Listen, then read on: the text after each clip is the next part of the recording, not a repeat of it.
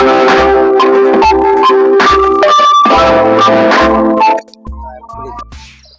গ্রামে জাহিদ নামে এক ছেলে তার মায়ের সাথে বাস করত, কিন্তু তারা ছিল বেশ গরিব। কোনো সহায় সম্পত্তি তাদের ছিল না, শুধুমাত্র এক টুকরো জমিতে ঘর উঠিয়ে থাকতো তারা। কিন্তু জাহিদ তার মায়ের খুব সেবা করত, এ কারণে মায়ের দোয়া ছিল তার উপর। সেজন্য জাহিদ সামান্য উপার্জন করেও অনেক বেশি সফলতা লাভ করত এবং সামান্য পেশায় সে অনেক লাভবান হতো।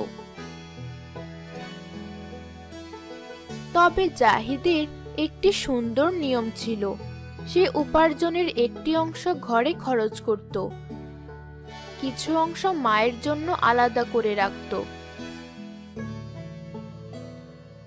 আর বাকি অংশ সে রাস্তার ধারের অসহায় কিংবা গরিব দুঃখী মানুষদের দান করত। একবার জাহিদ একটি বাগান বানালো এবং একটি সুন্দর পিকআপ কিনলো। সেই পিকআপ দিয়ে সে গ্রামের বাগান থেকে কলা কিনে এনে শহরের বাজারে বিক্রয় করতে লাগলো। জাহিদকে সবাই ভালো মানুষ হিসেবে চিনত, তাই সব ক্রেতারা তার থেকেই কলা কিনে রাখত এবং অল্প সময়েই তার সব কলা বিক্রি হয়ে যেত।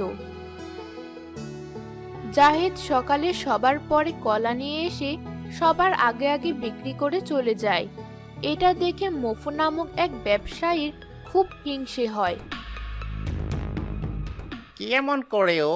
সকাল থেকে আমরা মালপত্র নিয়ে বসে থাকি, আমাদের দিকে কেউ ফিরে তাকায় না, অথচ তার কি এমন আছে যে সবাই তার থেকেই নেয়? এটা ভেবে সে একদিন জাহিদের কাছে যায়। ভাই, আমার ব্যবসা খুব খারাপ যাচ্ছে, আমাকে কিছুদিন তোমার সাথে ব্যবসায় রাখবে? জাহিদের মন নরম ছিল, সে তাকে তার সঙ্গে থাকার জন্য অনুমতি দিল।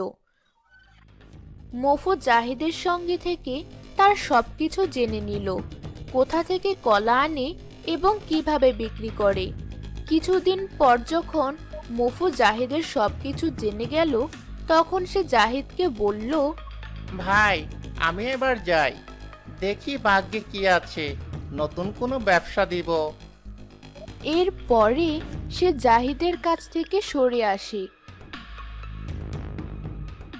তারপর মফু জাহিদের বাগানে যায় এবং প্রত্যেকটা কলার বাদাতে ক্ষতিকারক কীটনাশক পুশ করে। ফলে কিছুদিন পর থেকে ক্রেতারা জাহিদকে অভিযোগ করতে শুরু করে। তোমার সব কলা পচা, একটাও খেতে পারি না। আরে ভাই, তোমার কলার একই হলো, গতকাল 2 ডজন নিলাম, আমার সব টাকা জ্বলে গেল, আজ ভালো দেখে কিছু কলা দাও আমাকে। এরপর জাহিদ ক্রেতাকে সুন্দর ও বড় কয়েকটি কলা দিল। ক্রেতা একটি কলা ভেঙে দেখল ভেতরে কালো হয়ে পচে আছে। না, তোমার থেকে আর কলা নেওয়া যাবে না। এরপর সে চলে যায়। লোকটি চলে যাওয়ার পর জাহিদ তার কলাগুলো একে একে খুলতে লাগলো। দেখা গেল তার সব কলা পচে গেছে। জাহিদের মন ভীষণ খারাপ হয়ে গেল। এবার সে মায়ের কাছে গিয়ে সব বলল। তুই চিন্তা করিস না বাবা, সব ঠিক হয়ে যাবে।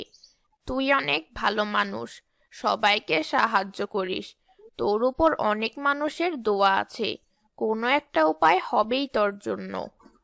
একদিন জাহিদ মন খারাপ করে রাস্তা দিয়ে যাচ্ছিল।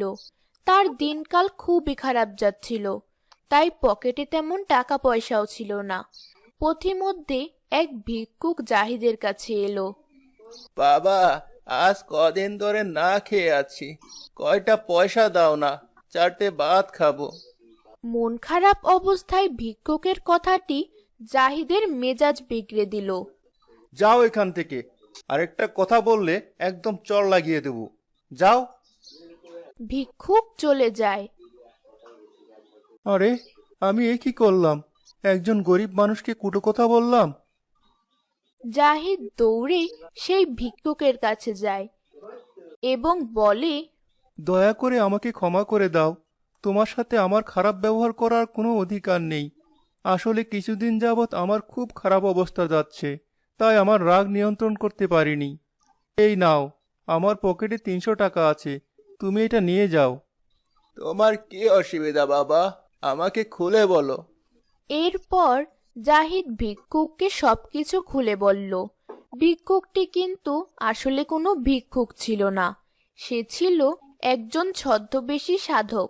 সে ভালো মানুষদের পরীক্ষা করার জন্য ছদ্মবেশ ধরে ঘুরছিল। ভিক্ষুক জাহিদকে বলল, তুমি এই কাগজটি তোমার বাগানে গেড়ে দেবে এবং আবার কলা বিক্রি শুরু করবে। আশা করি তোমার আর সমস্যা হবে না।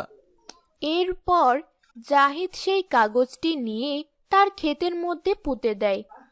ফলে তার সমস্ত কলার যাবতীয় দোষ ত্রুটি শেষ হয়ে যায় এবং কলা আগের চেয়ে মোটা ও বড় হয়ে যায় এবং দেখতে দেখতে খুব সুন্দর হয়।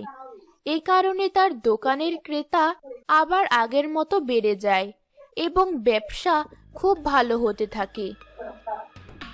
এটা দেখে মফু বলল, ও, তাহলে সব পচা